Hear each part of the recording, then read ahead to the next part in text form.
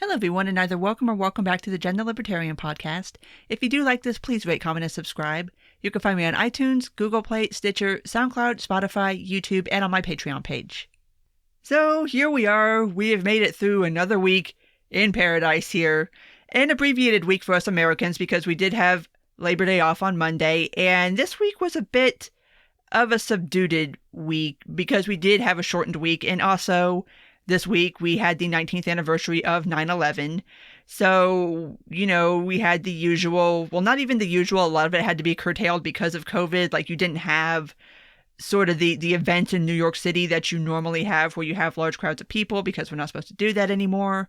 But we did have the usual kind of mini meltdown on the internet and people putting up garbage 9/11 takes on 9/11. This year, we got treated to the takes of, well, this many people died in 9/11 and this many people have died from COVID. And it's like, those are two entirely different things. Can we please not conflate the two? One of these is a pandemic and the other one was a terrorist attack. So yeah, that just, but that's where we're at now. This is what we do every 9/11. And next year is going to be the 20th anniversary. And oh my God, I'm already not looking forward to that. But let me go ahead and start where I always start, and that is with the unemployment numbers. And there was a bit of good news on that front. For the week of August 5th, we had 884,000 new initial unemployment jobless claims, which we have now managed to string together 2 weeks in a row of under 1 million. So, bright spot, maybe a little bit. Still horribly bad numbers, but it's at least we had 2 weeks of declining numbers and they're under 1 million, and that's what passes for good unemployment news now. But on the front of how many jobs we've actually gained back, at this point we're at about 50% of the jobs gained back from what we lost at the beginning of the COVID epidemic, which is good. But we lost roughly 20 million jobs. So we're still 10 million jobs in the hole, but at least there is some level of progress there. And I'm still very interested to see what's going to happen with the holiday season, which feels weird to even talk about. Yeah, but we are in the middle of September now. And so this is traditionally when we start talking about the holiday season, especially when you start talking about hiring and like hiring the temporary workers, the seasonal workers, and kind of seeing what is going to happen with that. Like I said on last week's weekly roundup, I don't see it happening on the retail level, like temporary workers that go to into the mall and Walmart and Target and stuff like that, because I just don't see the crowds of people going into those retail spaces for the holiday season. I'm starting to see reports that stores are not going to be doing Black Friday because obviously you can't have massive crowds of people all crowded in on top of each other right now. That's not a thing you're supposed to be doing. So how that's going to be handled, I'm not entirely sure. I'm sure there will be a seasonal uptick in employment. But like I said last week, I think it is going to be very localized around distribution centers. Maybe a little bit on the retail level, just to handle things like people ordering on site or ordering online and then picking up in the store. You might see a little bit of that, but I don't think it's going to be the usual seasonal employment that we normally see for the holiday season. So fingers crossed that the unemployment numbers will continue to go down, or at least maybe stay steady at under 1 million a week. On the COVID stimulus front, at this point, it does not look like there's going to be anything out of Congress before the election. Senate Republicans tried to do what they called a skinny stimulus bill, which was still in the trillions of dollars. So skinny is very subjective here. But Senate Democrats shot it down because they said it didn't do enough and it didn't address certain issues. So at this point, we're not going to have anything out of Congress before November. So as to where that leaves everybody on unemployment, kind of a grab bag. It seems like the second round of federal unemployment, the Trump EO federal unemployment, is starting to go out to states, but we're probably already at the point where that program is going to be exhausted. If not already, then in the next probably week or two. So I don't know what to tell you guys about that. So if you are still unemployed, if you are underemployed, if you're still trying to figure out what the hell you're supposed to be doing, if you're not back to work yet, I don't know what to tell you. And obviously anything coming out of Congress, especially if it's going to be after the election, who knows? It's going to be entirely dependent on what happens in November. I mean, there's no way. I don't know. I am not confident enough to predict who is going to win this election. I think it's going to be very tight. I think it's going to be the kind of hot mess that is going to make 2000 look like child's play. I don't know when we're going to know who won. Hopefully sometime before Inauguration Day, we'll get that straightened out. Hopefully, maybe. But yeah, this is just going to be, it's going to be a mess. It's going to be a hot damn mess. And I'm not looking forward to it. But moving on from that, I do want to go back and revisit the Trump/GOP 2020 agenda, because I went back and looked at this, and there's some parts on here that weren't in the copy that I originally got, and it does address some of the things that I thought was notable that were left off. So I want to go ahead and just address those just for the sake of being complete. And also, there's some parts in these that I'm a little baffled by. They do, at the end here, finally address foreign policy. So it's America First foreign policy. Stop endless wars and bring our troops home. Get allies to pay their fair share. Maintain and expand America's unrivaled military strength. Wipe out global terrorists who threaten to harm Americans. Build a great cybersecurity defense system and missile defense system.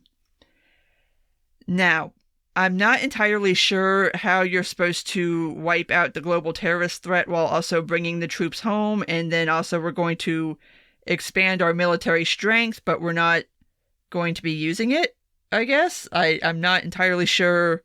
This is one of those where you're just like trying to please everybody and trying to say the right things to all the right people. And it's just like, this makes no sense. This is kind of a contradictory mess. So as far as bringing our troops home, allegedly, we are supposed to be pulling troops out of Iraq. Not all of them. Some 3,000 are supposed to be coming out of Iraq. Where they are going, I do not know. I do not know if they are being sent back home or if they're going to be shuffled around, as in what happened when we pulled troops out of Syria. Those troops never actually came home. They just went other places. So kind of defeating the point. Like, the idea of ending the forever wars is to bring the troops home, not to just redeploy them to another spot. So remains to be seen on that. And then, of course, there is kind of the idea of, well, this is what's supposed to happen. Is it actually going to happen? Fingers crossed, though. We do need to end the endless foreign wars. Just please, somebody end the goddamn wars already. And then the last one is defend American values. Continue nominating constitutionalist Supreme Court and lower judges. Protect unborn life through every means available. Defend the freedom of religious believers and organizations, and support the exercise of Second Amendment rights. I mean, obviously, whoever ends up winning in November, I mean, there's going to be Supreme Court nominations that are tied to that. I mean, I don't see Ginsburg lasting another 4 years. I don't see Breyer lasting another 4 years. So that's 2 right there. I don't know what's going to happen with anybody else. But yeah, that's going to be a thing. Like, whoever is the next president, whether Trump wins a second term or Biden does win, they are going to be appointing Supreme Court justices. There's no way around that one. And as far as protecting unborn life through every means available, here's the thing. Every time somebody tries to do an abortion ban, and we went through this last year when we had a spate of states try to do this, it always gets shot down in the courts as being unconstitutional for the same reasons that Roe v. Wade was decided that abortion was legal under constitutional grounds. I mean, if Republicans were going to really do something, they would have done it by now. I mean, after all these decades of talking about it, like, if you were really going to do it, you would have did it. But you need abortion there, and you need it legal to have something to rally against. So, yeah, I wouldn't hold my breath if that is something that is important to you. like I said, they ain't done it yet. As far as defending the freedom of religious believers, well, we already have the First Amendment for that, but thank you for reiterating your belief in that. It's supporting the exercise of Second Amendment rights. Okay, Mr. Let's EO away the bump stocks, and Mr. We'll grab the guns first and ask questions later. Really, dude? Really? But that is that. Just wanted to do that for the sake of completeness. I can't talk anymore. So, the sake of completeness, and just so you know what the whole Trump/GOP 2020 agenda is supposed to be. But to move on from that to what ended up kind of being the big story this week, although everything was just kind of subdued this week because people were busy arguing about pedophiles on the internet, and we'll get to that in a minute. But it came out this week that for some godforsaken reason, Donald Trump gave, of his own volition, apparently of his own initiation too, several interviews to Bob Woodward. Yes, that's Bob Woodward. And talked about all manner of things. And from what I understand, this was just Trump deciding to call up Woodward and just have friendly chats, or not even friendly chats, but like going on record and telling him stuff. I'm like, wait a minute, I sometimes I wonder about Trump, and I don't mean this in like a dementia sort of way, but in a kind of how, we all thought that he really didn't want this job, and maybe this is his way of trying to sabotage his way out of it. I don't know. I don't know what would possess this man to go on record with Bob Woodward and say the kind of things that he said, but the big kind of blockbuster revelation that came out was that on March 19th, they were having a conversation, and Trump admitted to deliberately downplaying the COVID threat. And like I said, this conversation happened on March 19th. And yeah, woo. Okay, here's the thing.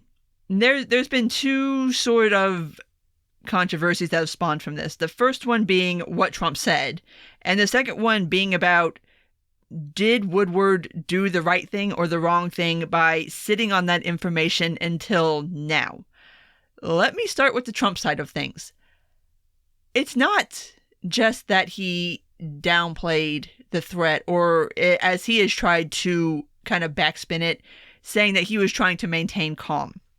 If that were the case, if it were something where Trump went out in public and said, okay, we have this COVID and it's out there, and I did a travel ban, and maybe don't completely freak out, but hey guys, maybe wash your hands and wear a mask, which, I mean, as much of a purported germaphobe as Trump is supposed to be, like, I'm still shocked that he goes out without a mask and like without a gallon of hand sanitizer next to him. Like, I thought that was his thing. I thought he didn't like touching things and touching people and was afraid of the germs, but apparently I guess COVID doesn't count for that. But that's not what he did. What he did was go out in public and say things like how COVID wasn't a big deal and it was only going to like affect a tiny amount of people and was either going to disappear in April or somehow burn off during the summer, which none of those things happened because it's September and we're still dealing with this shit. So it's not just that he downplayed it or minimized it to keep people from panicking. It's that he completely dismissed it. And then that's kind of what started this whole freaking culture war that has popped up around COVID. Like, if it was a situation where he had just like gone out and said, and what's been reported about what's on the tapes, Trump admitted that he knew that COVID was deadly. Like, if you would have just said that, if you would have just said, okay, you guys need to go and take some precautions and don't freak out or anything, but maybe just go buy some hand sanitizer and wear the mask, just simple stuff. Just do the simple stuff and we'll be all right. Then maybe we wouldn't have had the panic that we did have, because it would have been nice. I mean, and of course I don't expect this out of Trump. I don't expect anything out of him anymore, but to have somebody in the White House offering some sort of guidance and direction as to what states should be doing as far as not panicking, because we panicked and shut everything down, and now we're still trying to deal with the aftermath of that. I don't know. It just, oh. And then there's the idea of whether Woodward should have said something back in March. Honestly, I don't think it would have made a difference either way. The people who want to believe things would have believed it. The people who wouldn't. It would be, oh, it's fake news. It's Bob Woodward. And be like, well, we have it on tape. I don't care. It's fake news. Like, it wouldn't have mattered. I don't think it would have changed anybody's opinion of anything, really. I mean, it would have been nice to know for a fact that the president was full of shit back in March. Because, I mean, when I look back at this year, okay, March 19th, at that time of the year, New York was already to the point where my friends in New York were telling me not to come. Were telling me to cancel my plans. Don't come up here. It's bad. Things are shutting down. People are sick everywhere. People are dying. Like, it was already, like, noticeably bad in March in New York City. So it's not like it was an unknown thing, but I mean, it was just, this whole thing has just been handled so poorly by everybody because we're run by a bunch of fucking jackasses. And that's really the story here. And it's not just Trump. It would have been nice if Trump would have struck a less dismissive tone, for sure. It also would have been nice if the FDA and the CDC didn't completely shit the bed on testing back in February and March, so that maybe we wouldn't be in this situation in the first place. And by the way, why do we still not have testing? Why is this still, like, not a thing that I can just go on Amazon and buy? What the fuck? We're 6 months in. Why has this part not been figured out yet? It's just, oh my God, this all could have just gone so differently if we had different people running things, if we had a different sort of environment where people actually trusted one another on occasion and actually were like, okay, let's not panic, but let's get the hand sanitizer. Like, it's just, it's going to take so long to recover from all this. It sucks. It sucks so bad. And it's just another example of how the federal government managed to completely botch the response to COVID. And it just, it sucks. But like I said, I don't think Woodward saying something back in March would have changed anybody's mind, especially given that Trump had already taken this stance of, it's no big deal. It's like, there's a way that you could admit something is serious, but not, like, cause people to panic. I'm not saying Trump has that ability. Clearly he does not. But here we are, still stuck here in COVID hell because nobody managed anything correctly.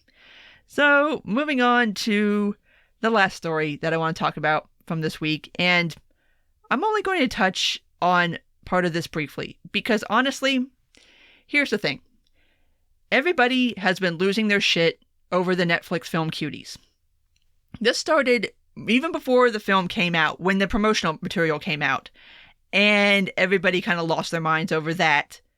And the promotional material was not good, especially when you compare it to the original promotional material for the French version of the film. Basically what it is it's an adaptation of a French film about what apparently, and like I said, I'm reserving judgment because I have not watched it yet. I think I'm going to watch it, and if this really comes down more to time than anything, it's a story about a girl who has a pretty shitty home life and then finds this dance troupe and kind of latches onto them to find some kind of acceptance and some kind of, like, place in the world. And everything kind of seems to go to shit. And then these girls are, like, twerking and doing all kinds of sexually suggestive dancing. I want to know, like, I want to watch the movie so I can see the whole movie instead of just seeing clips of the movie taken out of context or people just making assumptions about the movie. Like, I don't know. I think a lot of people are reacting without ever watching the movie. And there's people that are reacting that have point blank said they're not going to watch the movie. I'm like, okay, well then that's fine. But That just doesn't seem fair to me. I don't know. But of course, because this touches on the topic of underage children being sexualized, and apparently these girls are like 11, 12 years old, so obviously extremely underage. We're not talking about like 16, 17-year-olds. We're talking about prepubescent girls. And of course, people feel a certain way about that right now because the whole child sex trafficking thing has just blown up over the past it feels like the past couple of weeks, but really it's been the last couple of months, because it seems like the two kind of storms of QAnon met up with the online moms who have been sharing stories for years now about child sex trafficking and about how their kid was almost kidnapped out of the parking lot of Walmart, which it didn't happen. But it seems like these two things are merging together and making this like superstorm of people very worried about child sex trafficking. So yeah, it's just, woo Lord, was just the wrong time to release this movie. But I mean, Netflix couldn't have known that people were going to collectively lose their shit over a particular topic at a particular time. So like I said, I will probably watch the movie. Maybe, if I have time. Like, honestly, I'm not... I try to give myself at least a little bit of free time. And this would not be free time. This would be me watching stuff to make content. So, on the backdrop of that particular story, though, and about people being very concerned about children and trafficking, it came out this week. And this is all part of a case currently pending against the federal government that since March of this year, 8.8 thousand unaccompanied minors have been deported back down into South and Central America. And this has not caused as much controversy as you would think it would. That 8.8 thousand is out of 159,000 people total that have been deported since March under the guise of a public health ruling on COVID.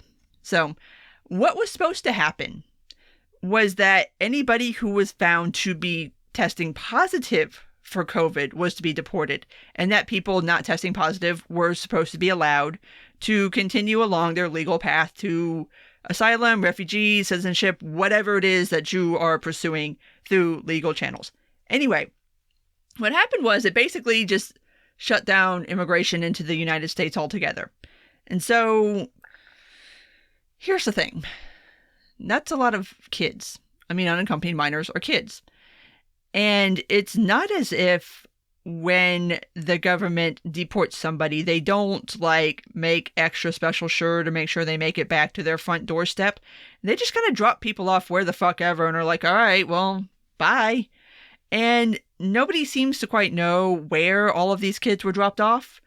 But what we do know, and well, I say we, everybody who follows immigration, especially during the Trump administration, knows that the rise of what were drug cartels switching over to human trafficking because of the amount of people that through MPP, through the Remain in Mexico program, through deportations, through how we force people to go through the asylum process now, like you don't do it in this country, you have to do it from Mexico, has created this bumper crop of people who are very easily trafficked. Like they can just kidnap people and take them where the hell ever. And there have been plenty of stories, especially about women and children, leaving the facility where you go to do your asylum initial kind of like paperwork, your initial credible fear interview, of there being cartel members waiting outside to snatch these people up off the street in broad daylight. Like human trafficking exists. There's no way around that. It's where it's happening that people seem to not quite understand. Like this isn't happening in the parking lot of Walmart. This is happening in very dangerous places that are just below the border of this country. And these people are probably being trafficked into this country to do sex work, to do regular like manual labor. I mean, this is what bothers me.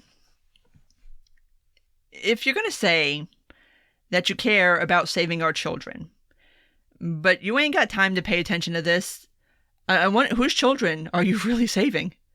Like that R is doing a lot of work there, guys. Like a lot of work. And it bothers me because, like I said, this is real. Like, I don't have to come up with some kind of crazy conspiracy theory about some cabal kidnapping kids and torturing them and drinking their blood. Like, no, I know where the human trafficking is happening. I know where child trafficking is happening. And it's happening where it's happening because of our policies, because of our immigration policies, because of our drug policies. We are putting people in danger. But nobody wants to see that. Nobody wants to look at that. Everybody wants to look at Netflix and crazy internet conspiracy theories. And I'm just sitting here like,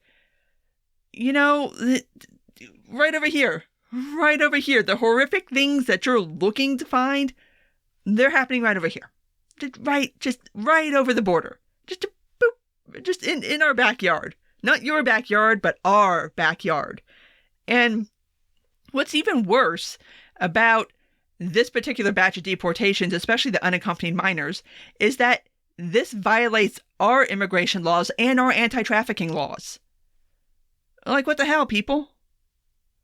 And it's just like, ugh. Like, please, somebody pay attention to the children. But the case that this is stemming from, actually, and this is another one, I don't have to come up with a weird, crazy conspiracy theory because this is actually happening. What happened is a group of lawyers had to sue the federal government to find out exactly what the federal government was doing with unaccompanied minors right now, because they're not putting them in like the ORR detention facilities because of COVID. What they've been doing is putting them in hotel rooms in various places across the country and entrusting a third-party government contractor to supervise and take care of these children. So, here's the thing. DHS and ICE have not been very forthcoming at all about where these children are, what is going on with them, what are they doing, where are they at. I've seen stories that apparently these kids, when they get to call their parents, they cannot tell their parents where they are. So, let me get this straight. The federal government is keeping kids in secret-ass hotel rooms, not telling anybody where they're at, not letting the kids tell their parents where they're at. The supervision seems to be very spotty, although we do not know the level of supervision because, again, the government will not let independent observers in to view the living conditions of these unaccompanied minors in the hotels. Excuse me, what? And then on top of that, we're turning around and denying these children their actual legal rights to due process to go through the immigration system. We're just turning them around and putting them right on a plane and taking them back to God knows where to have God knows what happened to them.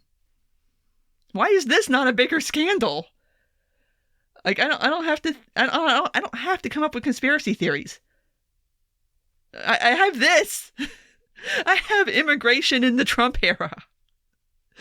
The federal government is keeping kids in hotel rooms, and actually, yes, some of them have gone missing.